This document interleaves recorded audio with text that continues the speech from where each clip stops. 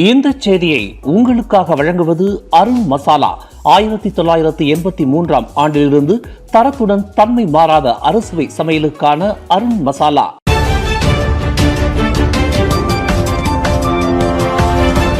வணக்கம். திசைகளின் ஒரு மணி செய்திகள். அன்வாருக்கு ஆதரவாக 6 எம்பிக்களை திரட்டியதாக பொய்யான அறிக்கை. ரெட்ஸ்வான் யூசுப் மீது ஹம்சா 100 மில்லியன் ரிங்கிட் அவதூறு வழக்கு. எதிர்க்கட்சி தலைவரும் லாருட் நாடாளுமன்ற உறுப்பினருமான ஹம்சா ஜைனுடின் பர்சத்து கட்சியின் நிறுவனர் ரெட்ஸ்வான் யூசுப்புக்கு எதிராக 100 மில்லியன் ரிங்கிட் அவதூறு வழக்கு தொடுத்துள்ளார். கடந்த 2023 ஆண்டு பிரதமர் டத்தோசரி அன்வார் இப்ராஹிமுக்கு 6 நாடாளுமன்ற உறுப்பினர்களின் ஆதரவை பெற்றுத்தர உதவியதாக கூறி பொய்யான அறிக்கைகளை வெளியிட்டுள்ளதாக ரெட்ஸ்வான் மீது அவர் குற்றம் சாட்டியுள்ளார். கடந்த ஜனவரி 12 ஷா ஆலம் உயர் நீதிமன்றத்தில் மசசிடிக் அசானி அண்ட் கோ என்ற சட்ட நிறுவனம் மூலமாக ஹம்சா இந்த அவதூறு வழக்கை தொடுத்துள்ளார். அவ்வழக்கில் ரெட்ஸ்வான் யூசுப்பை ஒரே பிரதிவாதியாக ஹம்சா குறிப்பிட்டுள்ளார். மேலும் ரெட்ஸ்வானின் பொய்யான குற்றச்சாட்டினால் தமக்கு ஏற்பட்ட சேதங்கள், வட்டி மற்றும் செலவுகள் ஆகியவற்றிற்காக 100 மில்லியன் ரிங்கிட்டை இழப்பீடாக கோரியுள்ளார்.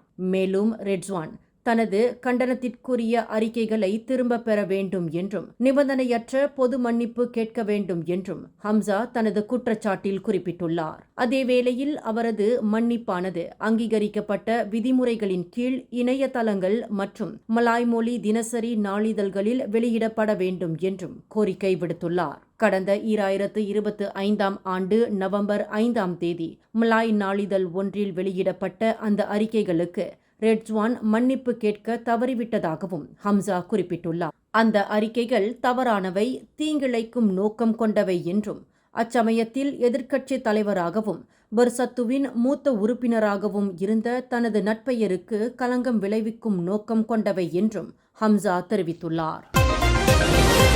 மாட்சிமை தங்கிய மலேசிய மாமன்னர் சுல்தான் இப்ராஹிமை பிரதமர் டத்தோஸ்ரீ அன்வார் இப்ராஹிம் இன்று செவ்வாய்க்கிழமை நேரில் சந்தித்து பேச்சுவார்த்தை நடத்தினார். இந்த சந்திப்பின் போது மடானி அரசாங்கத்தின் சமீபத்திய முன்னெடுப்புகள் மற்றும் முன்னேற்றங்கள் குறித்து மாமன்னருக்கு விளக்கம் அளிக்கப்பட்டது. மேலும் நாட்டின் தற்போதைய முக்கிய விவகாரங்கள் பற்றியும் இருவரும் கலந்துரையாடினர். இச்சந்திப்பானது இஸ்தானா புக்கிட் துங்கு அரண்மனையில் நடைபெற்றதாக மாமன்னரின் அதிகாரப்பூர்வ முகநூல் பக்கத்தில் குறிப்பிடப்பட்டுள்ளது. மலேசியாவில் கடந்த 10 ஆண்டுகளில் மற்ற மாநிலங்களுடன் ஒப்பிடுகையில் ஸ்லாங்கூரில் அதிக எண்ணிக்கையிலான பாலியல் வன்கொடுமைகள் நடந்துள்ளதாக நாடாளுமன்றத்தில் சமர்ப்பிக்கப்பட்ட புள்ளி விவரங்கள் கூறுகின்றன. கடந்த 2015 முதல் 2025 ஆண்டு வரையில் ஸ்லாங்கூரில் மொத்தம் 1575 வழக்குகளில் நீதிமன்றத்தில் குற்றம் சாட்டப்பட்டுள்ளதாக உள்துறை அமைச்சர் டத்தோசரி சைஃபுடின் நசுத்தியோன் இஸ்மாயில் தெரிவித்துள்ளார். ஸ்லாங்கூரை அடுத்து 2வது இடத்தில் ஜொஹூர் மாநிலமும் அடுத்த நிலையில் சபா மற்றும் கிடா மாநிலமும் இருப்பதாகவும் அவர் தெரிவித்துள்ளார். ஜொஹூரில் மொத்தம் 806 வழக்குகள், சபாவில் 505 வழக்குகள் மற்றும் கிடாவில் 465 வழக்குகளில் குற்றம் சாட்டப்பட்டுள்ளதாகவும் சைஃபுடின் குறிப்பிட்டுள்ளார். அதேவேளையில் பெர்லிஸ் மாநிலத்தில் 116 வழக்குகளில் குற்றம் சாட்டப்பட்டுள்ளதாக குறிப்பிட்டுள்ள அவர், நாடெங்கிலும் பதிவான 17,609 சம்பவங்களில் 7,090 சம்பவங்களில் மட்டுமே வழக்கு பதிவு செய்யப்பட்டு நீதிமன்றத்தில் குற்றம் சாட்டப்பட்டுள்ளதாக நாடாளுமன்றத்தில் நேற்று தனது எழுத்துப்பூர்வ பதிலில் தெரிவித்துள்ளார். திரங்கானு மாநில ஆட்சிக்குழு உறுப்பினர் ஹனாஃபியா மாட்டுக்கு எதிராக கொலத்திரங்கானு செஷன்ஸ் நீதிமன்றத்தில் இன்று 2 அதிகார துஷ்பிரயோக குற்றச்சாட்டுகள் சுமத்தப்பட்டன. அம்மாநிலத்தின் உள்கட்டமைப்பு, பயன்பாடுகள் மற்றும் கிராமப்புற மேம்பாட்டுத்துறையை மேற்பார்வையிடும் சுக்காய் சட்டமன்ற உறுப்பினருமான ஹனாஃபியா தமக்கு எதிரான குற்றச்சாட்டுகளை மறுத்து விசாரணை கோரினார். மாநில அரசுக்கு சொந்தமான 2 துணை நிறுவனங்களில் தனது 2 பிள்ளைகளை பதவிகளில் அமர்த்த உத்தரவிட்டதன் மூலம் அந்நிறுவனங்களின் உயர்மட்ட குழுவில் முக்கிய பொறுப்பு வகிக்கும் அவர் தனது அதிகாரங்களை தவறாக பயன்படுத்தியதாக குற்றம் சாட்டப்பட்டுள்ளார். இக்குற்றங்களானது கடந்த 2018 மற்றும் 2020 ஆண்டுகளுக்கு இடைப்பட்ட காலத்தில் நடந்ததாகவும் கூறப்படுகின்றது. அவசர நிலைகள் மற்றும் உயிருக்கு ஆபத்தான சந்தர்ப்பங்களில் மலேசியாவில் வாழும் நாடற்ற குழந்தைகளை அரசாங்க பொது மருத்துவமனைகள் ஒருபோதும் கைவிடாது என்று சுகாதார அமைச்சர் ஜுல்கிஃப்லி அஹ்மத் தெரிவித்துள்ளார். மனிதாபிமான அடிப்படையில் நாடற்ற குழந்தைகள் உட்பட அனைவருக்கும் உரிய சிகிச்சைகள் கிடைக்க சுகாதார அமைச்சு விரும்புவதாகவும் நாடாளுமன்றத்தில் அவர் குறிப்பிட்டுள்ளார். அரசாங்க கொள்கையை பொறுத்தவரையில் உயிர்களை காப்பாற்றுவதும் தேவைப்படுவோருக்கு உரிய சிகிச்சை வழங்குவதும் ஆகும் என்றும் ஜுல்கிஃப்லி தெரிவித்துள்ளார். இருப்பினும் 2014ஆம் ஆண்டு மருத்துவ கட்டண ஆணையின்படி மலேசியாவில் குடியுரிமை உள்ளவர்களுக்கும் குடியுரிமை இல்லாதவர்களுக்கும் இடையே கட்டணங்களில் வேறுபாடு இருக்கும் என்பதை ஜுல்கிஃப்லி சுட்டிக்காட்டியுள்ளார். நாடற்றவர்களுக்கு வெளிநாட்டினருக்கான கட்டணம் வசூலிக்கப்படும் என்றும் ஜுல்கிஃப்லி தனது எழுத்துப்பூர்வ பதிலில் தெரிவித்துள்ளார்.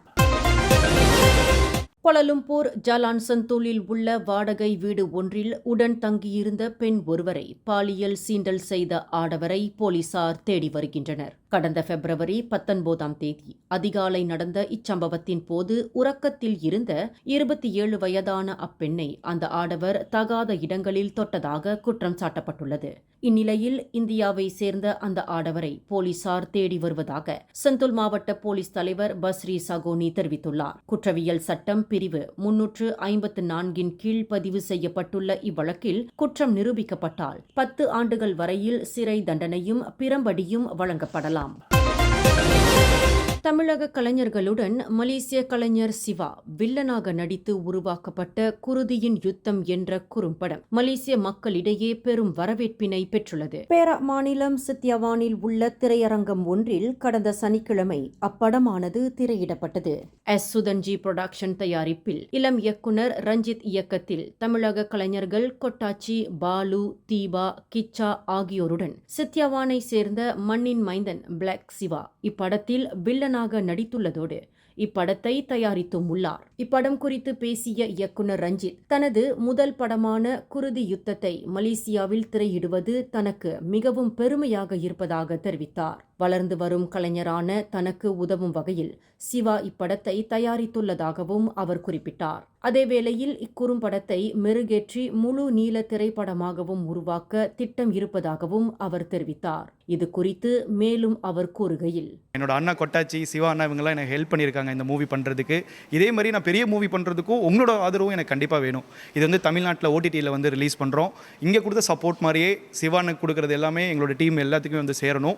இது தமிழ்நாட்டில் ரிலீஸ் பண்ணும்போதும் இதே சப்போர்ட்டை நீங்கள் ஓடிடியில் பார்த்து வெளியே கொண்டு வரும்போது நாங்கள் கண்டிப்பாக பெரிய படம் பண்ணுறதுக்கு ரொம்ப உதவியாக இருக்கும். மறுபடியும் சொல்கிற தமிழ் மக்கள் அனைவருக்கும் நன்றி. எங்களை எப்படியாச்சும் ஜெயிக்க வைங்க. எல்லாமே உங்கள் கையில் தான் இருக்குது. உங்களுக்காக தான் இந்த படமும் பண்ணியிருக்கோம். கண்டிப்பாக உங்களுக்கு பிடிச்ச மாதிரி இருக்கும். இந்த படத்தை பண்ணிவிட்டு இதில் இருக்க தவறை சரி பண்ணி பெரிய படமாக பண்ணுறதுக்கு முயற்சி பண்ணிகிட்டு இருக்கோம். மலேசிய நடிகர் வந்து இப்போ தான் புதுசாக சிவானை வந்து இன்ட்ரடியூஸ் பண்ணியிருக்காங்க. அந்த அண்ணா வந்து முதல் படம் மாதிரி இல்லை, ஆல்ரெடி தமிழ் சினிமாவில் ஒரு பெரிய வில்லன் கேரக்டரில் இருக்கிறதுனால அவர் தமிழ் செலக்ட் பண்ணி கூட்டு வந்திருக்கோம். ஸோ அவருக்கு இந்த கதைக்கு ரொம்ப பெரிய பலமாக இருக்கும். தமிழ் நடிகர் நிறைய பேர் நடிக்கிறாங்க. மலேசியாவில் இன்னமும் நடிகர்கள் பார்த்துட்டு இருக்கோம். ஸோ மலேசியா தமிழ் இது ரெண்டையும் சேர்ந்த மாதிரி ஒரு கதை அமைச்சிட்டு இருக்கோம். ஸோ அது கூடிய விரைவில் நீங்கள் பெரிய ஸ்க்ரீனில் கண்டிப்பாக பார்ப்பீங்கன்னு நம்புகிறோம். நேற்று இக்குறும்படத்தின் திரையிடலின் போது தமிழகத்தின் புகழ்பெற்ற மூத்த நகைச்சுவை நடிகரான செந்தில் சிறப்பு விருந்தினராக கலந்து கொண்டு படக்குழுவினரை வாழ்த்தினார். நடிகர்கள் கொட்டாச்சி, தீபா உட்பட அனைவரும் தமது நடிப்பை சிறப்பாக வெளிப்படுத்தியுள்ளதாகவும் அவர் தெரிவித்தார். மேலும் இப்படத்தில் முக்கிய கதாபாத்திரத்தில் நடித்துள்ள மலேசிய கலைஞர் சிவா குறித்து அவர் கூறுகையில், மகன் சிவா வந்து இதில் வந்து நடிச்சிருக்காரு. அவர் வந்து ஒரு தாதாவாக நடித்து அந்த தாதா வந்து எப்படி கொல்லப்படுறாங்க, அந்த துப்பாக்கி எடுத்தவன் துப்பாக்கியில் சாப்பிடணும்னு ஒரு இது பண்ணியிருக்கேன் டைரக்டரு. ரொம்ப சந்தோஷமாக இருக்குது.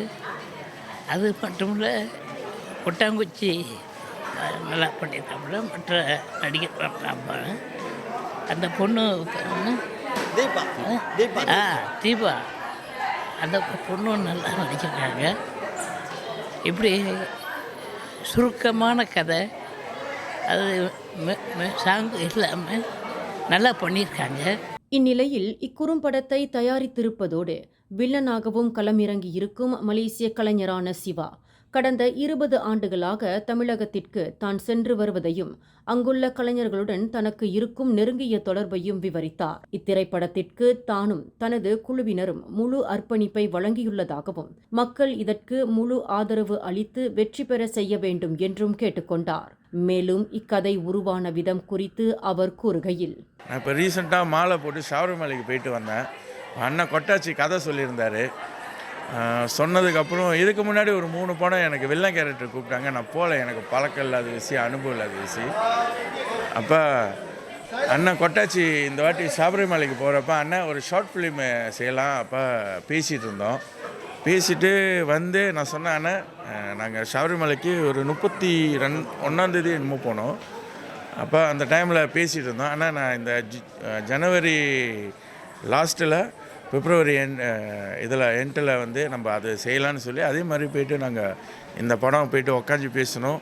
தம்பி ரஞ்சித் அவர் தான் என்னை நடிக்க தெரியாத என்ன நடிக்க வச்சு இப்போ இந்த திரையுலகம் பார்க்குற அளவுக்கு கொண்டு வந்து தம்பி ரஞ்சித், அண்ணா கொட்டாச்சி, ஐயா மாம்சு பாலு, ஐயாவோட ஆசீர்வாதத்தோட இனி எல்லாமே நல்லதாக நடக்கும். இத்திரைப்படத்தில் முக்கிய கதாபாத்திரம் ஒன்றில் நடிகர் கொட்டாச்சி நடித்துள்ளார்.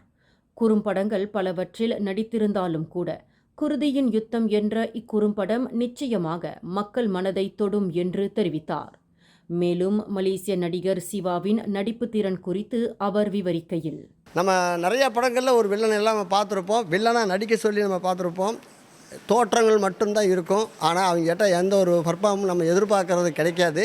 நம்ம மலேசியாவில் நல்லா தமிழ் பேசக்கூடிய அற்புதமான ஒரு கலைஞர். அவருக்குள்ள ஒரு சின்ன சின்ன விஷயங்களை வச்சு இவர் தான் இந்த கேரக்டருக்கு அற்புதம் சொல்லி போட்டு நாங்கள் இது பண்ணியிருக்கோம். இந்த படம் குருதியின் யுத்தம் குறும்படம். என் தம்பி ரஞ்சித் இவன் தான் டைரக்ஷன் பண்ணியிருக்கான். அதாவது சின்ன சின்ன படங்கள் பண்ணியிருக்கிறோம். அந்த படங்களில் இந்த படம் வந்து மக்கள் மனசை நீண்ட இடம் பிடிக்கும், எல்லா மனசுலையும் தொடும் அப்படின்ற ஒரு வைபோடு இந்த படத்தை எடுத்துருக்கிறோம். இது மிகப்பெரிய படமாக உருவாக மக்களாகிய உங்களுடைய ஆதரவும் அன்பும் எப்போ எங்களுக்கு இருக்கணும். படம் பாருங்கள், படம் பார்த்துட்டு உங்களுடைய வாழ்த்துக்களை எங்களுக்கு சொல்லுங்கள். இக்குறும்படத்தை படக்குழுவினருடன் சித்தியாவானை சேர்ந்த பொதுமக்கள் சிலரும் கண்டு களித்தனர். அவர்களில் வசந்தி என்பவர் இத்திரைப்படத்தையும் அதில் நடித்துள்ள நடிகர்களையும் வெகுவாக பாராட்டினார். ஆக்சுவலி நான் என்னை கூப்பிட்றதுக்கு தான் வந்தாங்க, சும்மா தான் வந்தேன் நானும். சீரியஸ்லி இந்த படம் நான் பார்த்து ஒன்று நம்ம மலேசியாலையும் இப்படின்னு நடிப்பு திறமைக்கு ஆள் இருக்குது அப்படின்னு கோலரை தூக்கி சொல்லலாம். அந்த மாதிரி நடிப்பு அவ்வளோ மிரட்டலாக இருக்குது. அந்த மெசேஜ் கூட எல்லாத்துக்கும் பயன்படுற ஒரு மெசேஜ் இந்த படம். கண்டிப்பாக இது தியேட்டருக்கு வந்தால் எல்லாரும் கண்டிப்பாக பார்க்கணும். Seriously movies super. முழுக்க தமிழகத்தில் உருவாக்கப்பட்டுள்ள இக்குறுபடமானது OTT தளத்தில் விரைவில் திரையிடப்பட உள்ளது. இதன் மூலம் உலகம் முழுவதும் உள்ள ரசிகர்கள் இக்குறுபடத்தை கண்டு ரசிக்கலாம். இந்த செய்தியை உங்களுக்காக வழங்கியது அருண் மசாலா. 1983ஆம் ஆண்டிலிருந்து தரத்துடன் தன்மை மாறாத அறுசுவை சமையலுக்கு அருண் மசாலா. மேலும் செய்திகளை தெரிந்து கொள்ள கீழே இருக்கும் பெல் பட்டனை அழுத்துங்கள்.